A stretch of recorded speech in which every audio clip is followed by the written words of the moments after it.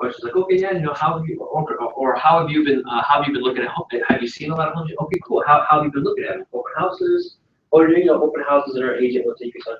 So there are ways I can find out legitimately if they have an agent or not, versus just saying, hey, do you have an agent, right? Because just like when you walk into a department store and somebody says, hey, can I help you? You're like, oh, say what you mean, right? That's the same thing when you ask somebody, do you have an agent? They're gonna say, absolutely, I do, but don't talk to me, right? Even if they don't, okay?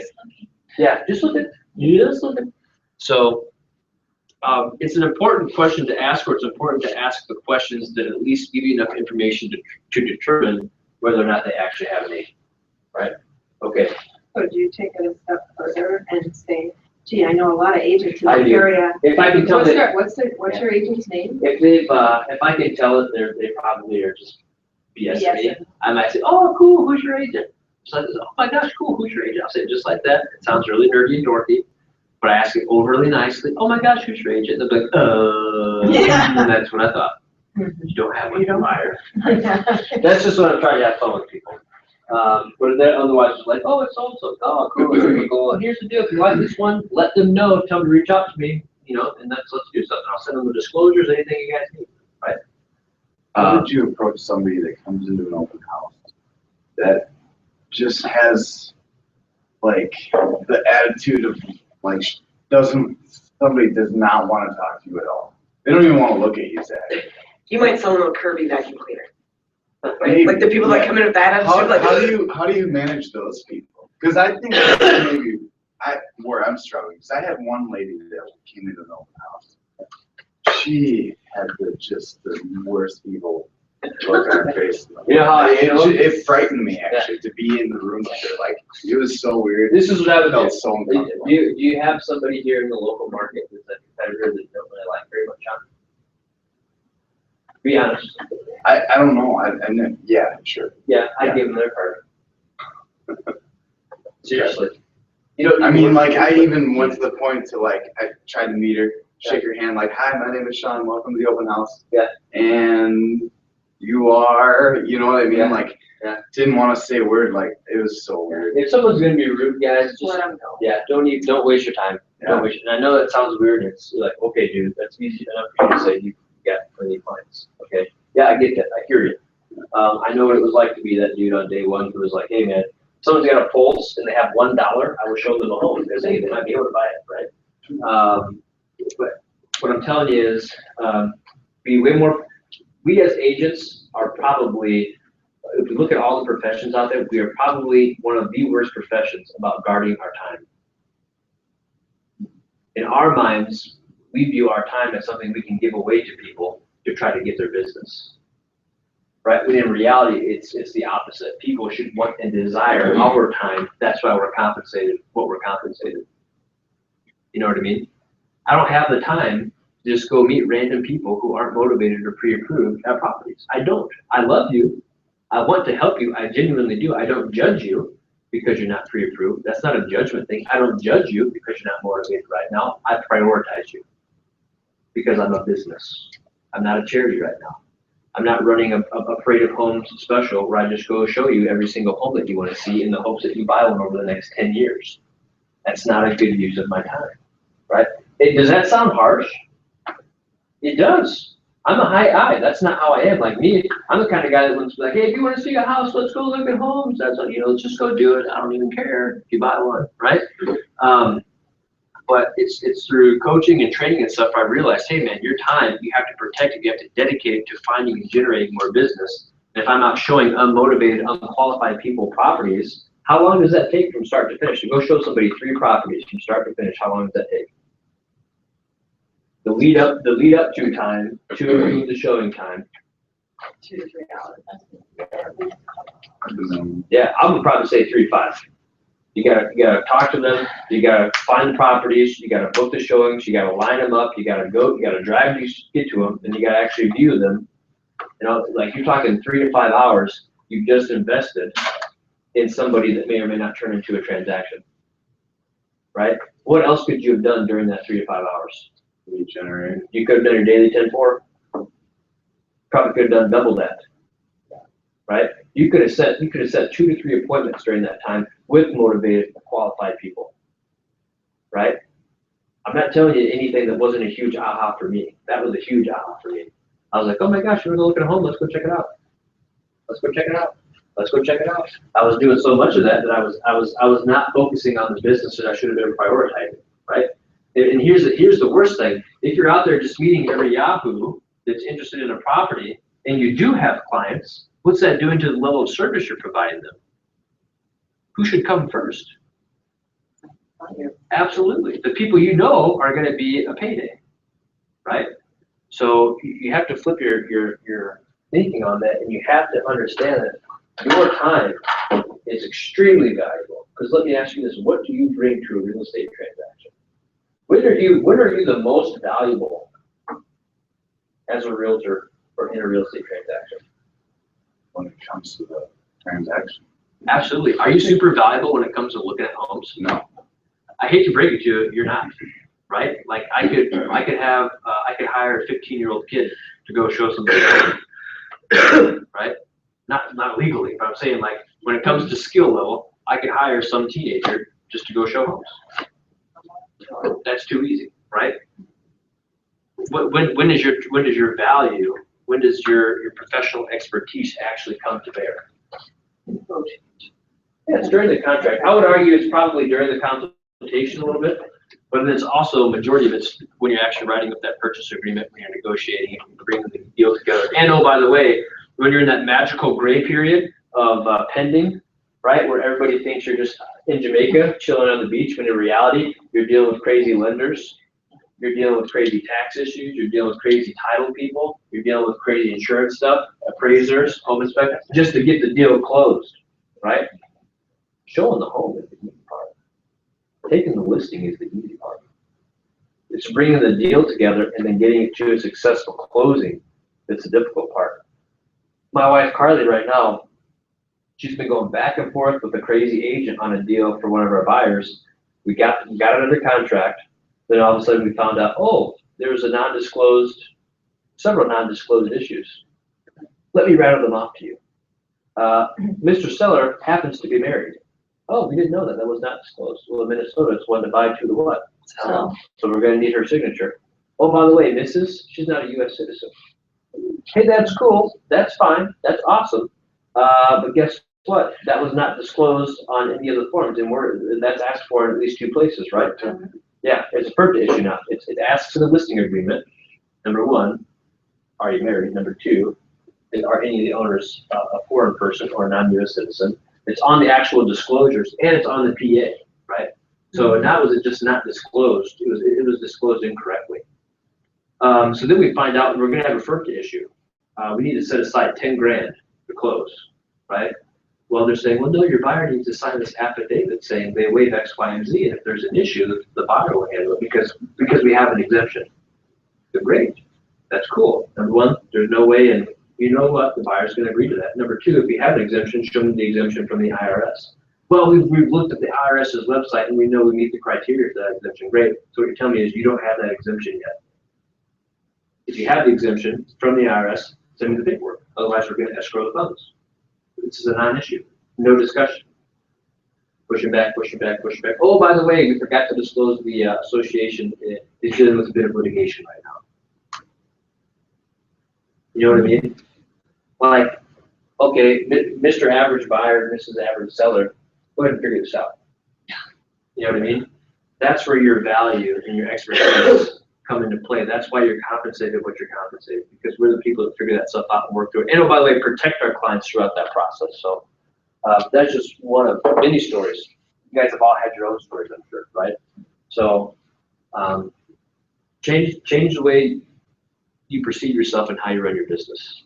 People if they want your time, if they want to benefit from what you had to bring to the table, great. Come into my office, just like you would come into your attorney's office, just like you'd come into your doctor's office, you come into my office.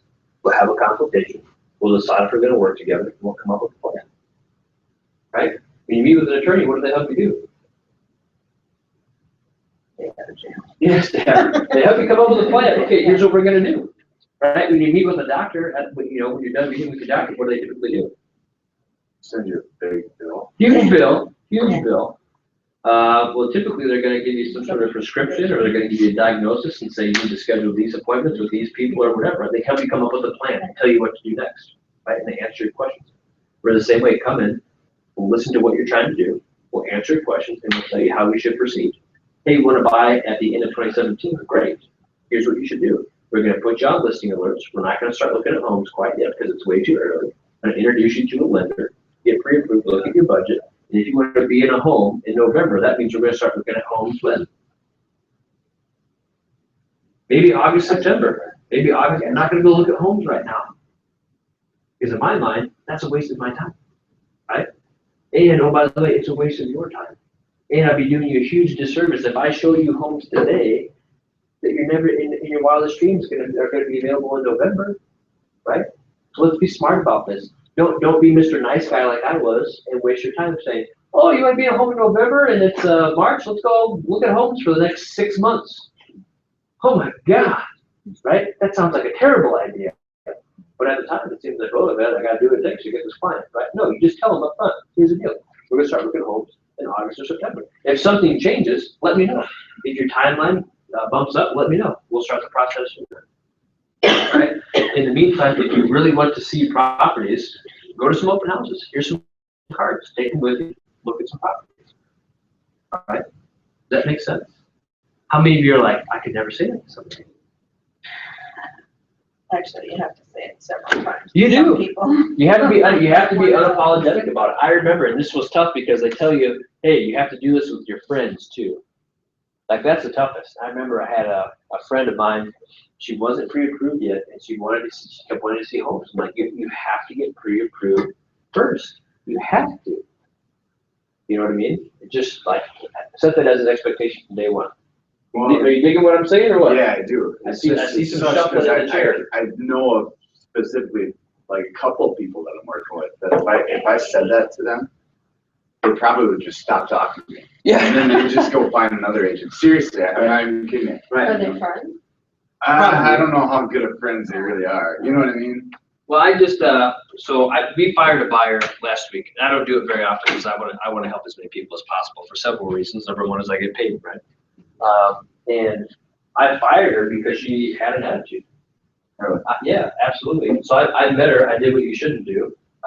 This was a while ago, but we fired her recently. I just went and met her at a property. Drove out and met her. Online lead, drove out and met her, right? Rule number one, don't do that. Set the consultation. I went the hard way. Met her, she said, oh my gosh, I love the property, it's so cool, I want to put an offer on it. I'm like, all right, sweet. You know, thinking to myself, because I didn't listen to my one rule, right? Good morning.